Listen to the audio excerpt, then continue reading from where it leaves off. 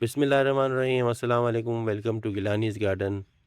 इस बार वीडियो बनाने में मैं थोड़ा सा लेट हो गया। अप्रैल का जो वीडियो है मैं इस वक्त मई के पहले हफ्ते में बना रहा हूँ, मगर ये है कि इस बार मेरे पास काफ़ी अपडेट्स हैं और आज का वीडियो डेफिनेटली आपको पसंद आने वाला है क्योंकि इसमें एक दो सरप्राइजेज़ भी हैं।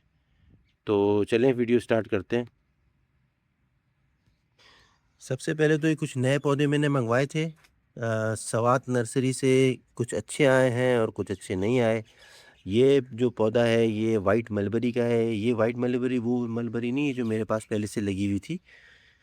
ये है बेसिकली छोटे साइज़ की होती है, जैसे थाई मलबरी होती है उस साइज़ ही की होती है, मगर ये होती वाइट और बहुत ज़्यादा मीठी होती है।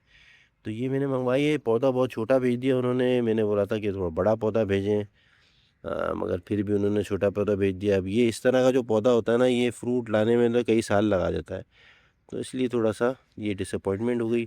एक और मैंने 2 पौधे मँगाए थे, तो एक ये उन्होंने मुझे वापस वही भेज दिया उठा के। रेड मलबरी वाला ये देखें आप, में लगी हुई भी हैं मलबरियाँ। ये रेड वाला ही भेज दिया उन्होंने उठा के। तो ये थोड़ा-सा एक्सपीरियंस अच्छा नहीं रहा मेरा इनसे। और 1-2 पौधे और भी भेजे हैं, ये गिफ्ट के तौर पे वो बेचते हैं। ग्रीन लाइफ नर्सरी है। ये उन्होंने अनार का भेजा है पौधा, ईरानी अनार है ये। और इसके साथ-साथ ये है जी एक ग्रीन टी। एक और पौधा भी, हाँ, ये ग्रीन टी है, ग्रीन टी का पौधा है। कुछ किस्में होती हैं ग्रीन टी के पौधों में, ये एक किस्म है, इसका नाम थोड़ा मुश्किल है इसलिए मैं प्रोनाउंस नहीं कर पाऊँगा। ये 2 पौधे थे, एक पौधा मर गया, मगर ये दूसरा पौधा है। थोड़ा-सा घना हो जाएगा तो फिर इसकी मैं लीव्स को सुखाऊँगा। ये एक और पौधा, ये लेमन ग्रास का पौधा है और इसकी भी ग्रीन टी बनती है। और ये बहुत तेज़ी से बढ़ता है, बिल्कुल जैसे घास बढ़ती है वैसे ही बढ़ता है। ये छोटे थे पौधा, एक में अगर 1 महीने में ही देखें कितना घना हो गया। तो ये भी मैंने अपने गार्डन में एक इजाफ़ा किया है। कुछ पौधे मैंने रिसेंटली छोटे गमलों से निकाल के बड़े गमलों में शिफ्ट किए हैं। इस जैसे ये एक मेरा अ, स्वीट लाइम मीठे का पौधा है और इसके ऊपर कुछ फ्रूट लगे हुए थे, 1 2 से 2 फ्रूट लगे हुए हैं अभी। और इसको जैसे ही मैंने शिफ्ट किया, अब आप इसके अंदर ये इफ़ेक्ट देखें कि इसके अंदर कैसे न्यू ग्रोथ होना शुरू हो गई है। बिल्कुल रूट बाउंड पौधा था, मतलब जिस गमले में था उसके आसपास बिल्कुल रूट्स में इससे भरा हुआ था। जैसे ही बड़ा गमला मिला इसको, देखिए इसके अंदर कैसे आपकी न्यू ग्रोथ आ गई है। और ये मैं उम्मीद करता हूँ ये बहुत 1 महीने में ही बहुत घना पौधा बढ़ जाएगा। और पौधा जितना घना होगा फ्रूटिंग उतनी अच्छी होगी, उतनी ज़्यादा होगी, फल उतना ही बड़ा और मज़ेदार होगा। तो ये एक एक तरीका है कि जैसे ही आपका पौधा जो है वो जड़ों से घना हो जाए और छोटे गमले में उसकी जड़ें आ जाएं, नीचे से भी कभी कभी निकल आती हैं जड़ें, वो भी इंडिकेशन होती है कि गमला जो है ना जड़ों से भर गया है। तो आप फ़ौरन उसको शिफ्ट करें बड़े गमले में और फिर ये पॉजिटिव इफेक्ट देखें। ये जी कमक्वाट का पौधा है। इसके ऊपर मैं दिखाता रहता हूँ आपको, मैं अक्सर ये पौधा। अब इसके ऊपर मैं फ्रूटिंग दिखाना चाह रहा था आपको। ये इसके अंदर मल्टीपल स्टेज की फ्रूटिंग हो रही है, देखिए। ये जो फ्रूटिंग है ये सबसे पुरानी फ्रूटिंग है, जो इसके ऊपर हल्का हल्का ये नारंगी रंग आना शुरू हो गया है और ये थोड़ा सा ऑरेंज होने की तरफ जा रहे हैं। इसके साथ ही ये उसके बाद की फ्रूटिंग है। ये सेकेंड कैलेंड सेकेंड टीयर है ये फ्रूट का। और ये उसके बाद ही अब देखें ये नए फूल आ रहे हैं, तो ये थर्ड टीयर भी इसके अंदर आ रहा है। तो ये प्रोबेबली अगर इसको अगस्त अक्टूबर में देखेंगे ना, तो ये पूरा ऑरेंज हो रहा होगा, पूरा भरा होगा माशाल्लाह। इसको भी देखें, बड़े गमले में मैंने डाला जैसे ही। पहले ये छोटे गमले में था, उसमें भी काफ़ी फ्रूटिंग करता था। जैसे ही बड़े गमले में डाला, इसमें उसको फ्रूटिंग का कितना इफेक्ट हो गया। तो बड़ा गमला इज़ वेरी इंपॉर्टेंट। ये एक और पौधा जो कि मैंने छोटा गमले में था, जो तकरीबन 13-14 दिन में, इसमें मैंने फ्रूटिंग भी दिखाई थी आपको लास्ट टाइम। जो मेरा मैंने इंडियन लेमन, असम लेमन या ऑस्ट्रेलियन लॉन्ग लाइम के ऊपर मैंने वीडियो किया था। तो उसको भी मैं ही बड़े गमले में डाला है, 24 इंच के गमले में डाल दिया। और अब इसके ऊपर देखें कितनी ज़्यादा आपको ग्रोथ नज़र आ रही है। सारी ग्रोथ है इसकी। और और इसके ऊपर फ्रूट तो पहले से ही था, तो वो छोटे गमले में इतना फ्रूट करता था। ये इसका ऑलमोस्ट रेडी हो गया है फ्रूट, ये आप देख सकते हैं। बहुत अच्छा रिज़ल्ट है इसका। अलबत्ता इस फ्रूट की मैंने देखा है कि इसके फ्रूट की compared to other lime varieties, इसकी जो लाइफ है ना थोड़ी-सी कम है। जल्दी इसका जो फ्रूट होता है ना वो सूख जाता है, कह सकते हैं आप। ये जी मैंने अपने सारे यहाँ पे पहले मैंने रोज़ के पौधे रखे हुए थे, कुछ तो अभी भी रखे हुए हैं। यहाँ से मैं रोज़ को मूव कर रहा हूँ ऐसे ऐसे स्पॉट में जो जिस पे थोड़ी-सी शैडो ज़्यादा पड़ती है, क्योंकि बहुत ज़्यादा धूप जो होती है ना, वो अच्छी नहीं होती गुलाब के लिए, बहुत ज़्यादा। तो अब मैं इसको शिफ्ट कर रहा हूँ दूसरे को। और सिट्रस के पौधे मैंने बाहर रख दिए, उनको तो जितनी धूप लगे तो वो तो रीबूट होते जाते हैं, बिल्कुल जैसे इनमें नई लाइफ होगी। ये देखें, इनको मैंने जब भी रखा है ना तो ये तो सूख गया था पूरा, ये मेरा और कीनू का पौधा था, ये सूख गया था और ये ऐसे ही धूप में आया ना, तो ये देखें कैसी इसके अंदर ग्रोथ होना स्टार्ट हो गई है। तो सिट्रस को धूप बहुत ज़्यादा पसंद है, जितनी गर्मी उसको ज़्यादा अच्छी लगती है। अच्छा, एक और अमेजिंग चीज़ आपको दिखाना चाहता हूँ, इसलिए दिखा रहा हूँ अभी, वैसे तो मैं पूरा फ्रूट बनने पे दिखाता हूँ, मगर इसलिए बता रहा हूँ क्योंकि आई एम नॉट श्योर कि ये डेवलप भी हो कि ना हो। ये मेरा ऐना एप्पल है, ये कुछ ऐसी एप्पल की वैराइटीज़ हैं जो कि गर्म इलाकों में हो जाती हैं। अ तो ये मैंने ऐन एप्पल मंगाया था तकरीबन 2 ढाई साल पहले, और ये अभी इसके ऊपर सारी और इसके पत्ते मैंने ना हाथ से काट दिए थे जब सर्दियाँ आई थी। तो उसके बाद ये नए पत्ते निकले, इसके साथ फूल भी निकले, फूल मैंने आपको दिखाए थे शायद लास्ट टाइम।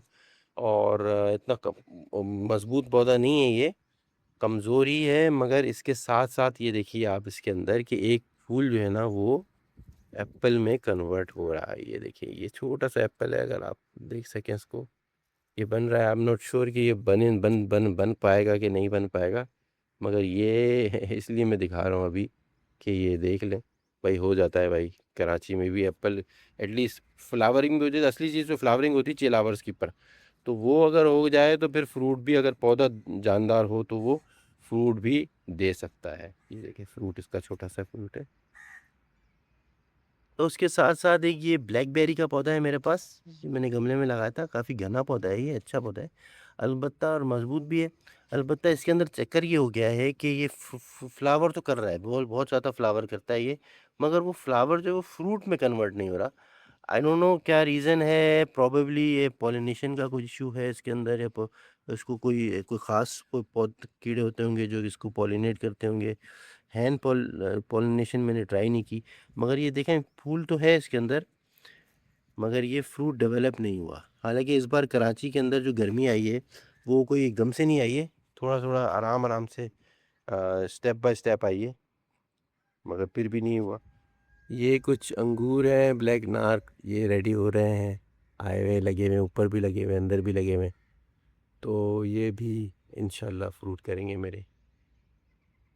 अच्छा, इसके साथ-साथ ना हेल्प कीजिए मेरी ज़रा, ये मेरे पास एक अननोन वैराइटी है सिट्रस की, और ये मैंने किसी फ़ेसबुक नर्सरी से ही मँगवाई थी। कह के तो मैंने ब्लैक ब्लड और रेड ब्लड मँगवाई थी, मगर ये मुझे थोड़ी समझ में नहीं आई है। समझ में इस सेंस में नहीं आई है क्योंकि इसका जो फ्रूट है ना, ये काफ़ी देर के बाद बड़ा होना शुरू हुआ है।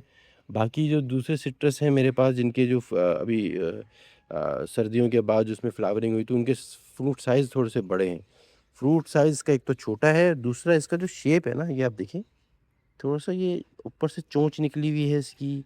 तो डेफ़िनेटली ना ये मौसम्बी है, ना शकरी है, ना ये कीनू है। ये देखें, ये कौन-सा है फ्रूट है? कोई किसी के पास कोई इन्फॉर्मेशन हो तो ज़रूर बताएँ कमेंट्स में। ये कौन-सा सिट्रस है? है तो ये सिट्रस ही, मगर ये कौन-सा सिट्रस है जो कि इस तरह का है, कि जिसका साइज़ भी छोटा है, और कोई ग्रेपफ्रूट भी नहीं है, कोई पामेलो भी नहीं है ये, क्योंकि वो अगर होते तो इस वक़्त तक उसका साइज़ काफ़ी बड़ा हो चुका होता है इतने टाइम में। ये देखें, इसका शेप चेक करें, बड़ा डिफरेंट शेप है। मैंने तो लोकल मार्केट में कोई इस तरह का फ्रूट देखा नहीं है, किसी भी अ सिट्रस का। ये 2 पौधे हैं मेरे पास, दोनों पे फ्रूटिंग हुई हुई है। ये काफ़िर लेमन है जी, ये तो रेडी हो गया है मेरे पास, इस बार खूब फ्रूट हुआ है इसके ऊपर, देखें, यहाँ पे भी है, वहाँ पे भी है, हर जगह इसके फ्रूट लगे हुए हैं। मगर इसका कोई फ़ायदा नहीं है क्योंकि इसका इसमें जूस होता नहीं है इतना। इसके अलबत्ता इसकी जो छिलका होता है उसके अंदर थोड़ी-सी, उसको यूज़ कर सकते हैं आप किसी डिशेज़ के अंदर फ्लेवरिंग करने के लिए। और इसका पत्ता तो ख़ैर आप लोगों को पता ही है कि पत्ते के अंदर तो इसकी जान है असली। असली ये बिकता ही पत्ते के ऊपर, ये पत्ते बहुत कीमती भी हैं इसके, और ख़ास तौर पर थाई खानों के अंदर बहुत कॉमन होते हैं इसके पत्तों का इस्तेमाल। लास्ट में ये पामेलो का पौधा जो मैंने आपको दिखाया था, ये पामेलो है, प्रोबेबली थाई पामेलो है। शेप से तो ऐसे ही लग रहा है इसका, अब मगर अब थोड़ा सा राउंड होना शुरू हुआ है। शुरू में ये थोड़ा सा पेयर शेप था, अभी भी पेयर शेप्ड ही है, मगर फ्रूट इस पे ज़्यादा लगा, इसलिए मैंने इसको रस्सी से थोड़ा सा बांध दिया सपोर्ट के लिए कि ऐसा ना हो ये इसके जो वज़न है ये जाके इस ब्रांच को ही तोड़ दे। तो ये है मेरा पामेलो, और ये था आज का वीडियो। शॉर्ट वीडियो बनाया है, कंसाइज, उम्मीद है आपको पसंद आया होगा। टू द पॉइंट बातें की हैं। और चलें अब देखते हैं नेक्स्ट मंथ जो मई का वीडियो बनाऊंगा उसके अंदर क्या नई चीज़ लेकर आता हूँ। होपफुली उम्मीद करता हूँ कि सेब बन गया होगा थोड़ा सा तो दिखा दूँ। तो बाकी ये कि इसका देखते हैं हाल क्या होगा मई के अंदर। तो जुड़े रहिए चैनल के साथ, उम्मीद है आपको वीडियो पसंद आया होगा। Thank you for watching the video. Take care, अल्लाह हाफिज़।